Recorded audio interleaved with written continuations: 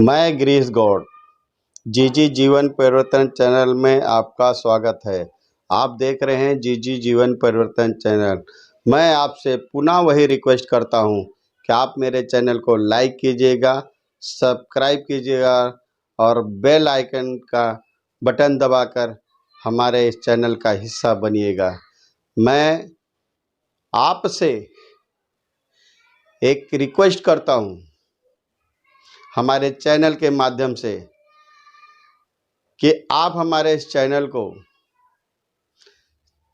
जितना ज़्यादा से ज़्यादा देखेंगे तो हमारा मनोबल बढ़ेगा और हमारे जो गुण हैं वो हम आप तक जो पहुंचाने का प्रयास कर रहे हैं उसमें भी हमारी इच्छा और जागृत होगी।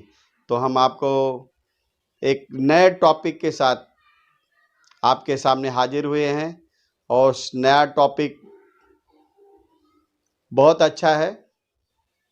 अगर मुझे अच्छा है तो आपको भी अच्छा लगे और हम कोशिश करते हैं एक नई चीज़, हम कोई रेडीमेड चीज़ नहीं लाते हैं जो कहीं रेडी हो या किसी ने लिख दिया, किसी ने बोल दिया, वो आपके सामने हम खुद के दिल से, माइंड से सोच के लिखते हैं और आप लोगों के सामने प्रस्तुत करते हैं। तो हमारी मेहनत जो है कम से कम आप उसका ख्याल रखिएगा और हमारे चैनल को लाइक और सब्सक्राइब कीजिएगा। हम आपको अपनी जो आज की स्टोरी है, टॉपिक है, वो आपके सामने रखते हैं। उसमें कितनी सच्चाई है ये आप खुद समझ सकते हैं। तो मेरे प्यारे मित्रों, आज का जो टॉपिक है रेती में मोती ढूंढना। हाँ, देखो ये बात तो दिलो दिमाग में नहीं बस रही होगी क्योंकि टॉपिक बड़ा अजीब लग रहा है कि रेती में मोती कहाँ मिलेगी, रेती में मोती कैसे ढूंढेंगे। ये तो अपने दिलो दिमाग में घर तो कर रहा होगा, वो बात तो सही है, लेकिन हम आपको बताना चाहते हैं कि रेती में मोती कैसे मिलेगी, कैसे मिलेगी। अब हम अपने शुरुआत करते हैं कि रेती में मोती कैसे मिलेगी। हम अपनी टॉपिक की तरफ बढ़ते हैं। जीवन में कोई प्रशंसा करे या निंदा, जीवन में कोई हमारा प्रशंसा करे या निंदा करे, लेकिन हमें दोनों लाभदायक दिखाई दे रहे हैं। कोई प्रशंसा करे या हमारी निंदा करे, लेकिन ये दोनों वर्ड हमारे लिए लाभदायक और फायदेमंद दिखाई दे रहे हैं। अब एक भी अचंभव वाली बात है कि निंदा कोई किसी का करेगा वो तो खलबला जाएगा, सहन नहीं करेगा, झगड़े हो जाएंगे, तकरार हो जाएंगे। प्रशंसा सुनने के लिए हर आदमी उत्तेजित होता है, लेकिन निंदा सुनने के लिए, निंदा सहने के लिए कोई नहीं खड़ा रहता है। लेकिन आज हम यही बताना चाहते हैं कि हमारे लिए दोनों फायदेमंद है, दोनों फायदेमंद है। जब तक किसी चीज़ का आपको फायदा नहीं मालूम होगा तब तक आप ये नहीं समझोगे कि निंदा में कैसे फायदा मिल रहा है, प्रशंसा में मिल रहा है। ये तो सब जानते हैं कि किसी की अगर प्रशंसा करो तो खुश हो जाता है, उसके पास जो कुछ रहता है वो देने को भी तैयार हो जाता है। अगर प्रशंसा से बहुत सारे काम बन जाते हैं, प्रशंसा से बहुत सारे काम बन जाते हैं। अगर कोई आपके साथ कोई सपोर्ट नहीं करना चाहता, वो भले आदमी बुरा हो, लेकिन आप उसकी हमेशा प्रशंसा करोगे तो एक दिन वो बदल जाएगा और वो नेगेटिव को पॉजिटिव में आ जाएगा, कुछ नेगेटिव का पॉजिटिव में आ जाएगा। लेकिन ये निंदा वाली बात मेरे दोस्तों किसी को हजम नहीं हो रही है। लेकिन मैं बताना चाहता हूँ कि निंदा में भी फायदा है। निंदा में क्या फायदा है हम आपको बता रहे हैं। क्योंकि प्रशंसा प्रेरणा देती है, मन प्रसन्न होता है, लेकिन निंदा हमें क्या देती है वो हम आपको बता रहे हैं। निंदा हमेशा सावधान होने का अवसर देती है।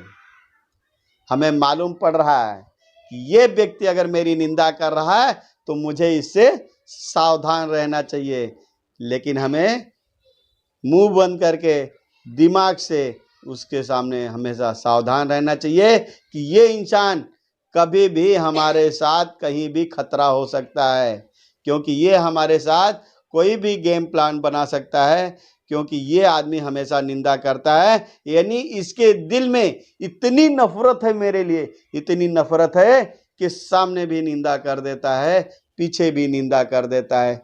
तो हमें उस निंदा से ये मालूम पड़ रहा है कि इससे मुझे सावधान रहना चाहिए, इससे मुझे सावधान है। इतना बड़ा अवसर दे रहा है वो निंदा करके, तब भी अगर हम सावधान नहीं होते हैं तो हमारे जैसा कोई मूर्ख नहीं होगा, हमारे जैसा कोई मूर्ख नहीं होगा। तो हमें सावधान रहने का इतना बड़ा अवसर दिया है। तो हम बताना चाहते हैं, लोग कहते हैं ना, जो किस्मत में होगा, जो भगवान ने भाग्य में लिखा है वही होगा। नहीं, हम आपको बताना चाहते हैं कि परमात्मा कभी भाग्य नहीं लिखता है। परमात्मा कभी भाग्य नहीं लिखता है। वो जीवन के हर कदम पर, जीवन के हर कदम पर, हर हमारी सोच पर, हर हमारे कर्म पर हम जो वर्क करते हैं, चाहे वो पाप का हो चाहे वो पुण्य का हो, जो हम वर्क करते हैं, जो हम सोचते हैं, जिस मार्ग पे चलते हैं, उस वही मार्ग जो है, वही हमारी अच्छाई बुराई, वही हमारे भाग्य में लिखा जाता, वही हमारे कर्म में लिखा जाता। जैसा हम वर्क करते हैं वैसा कर्म भी साथ साथ लिखा जाता है। पहले से सब चैप्टर एकदम प्लेन ही रहता है, उसमें कुछ नहीं रहता है, उसमें कुछ नहीं रहता। जो कुछ भाग्य में लिखा जाता है वो जन्म के बाद होता है, जन्म के बाद ही होता है।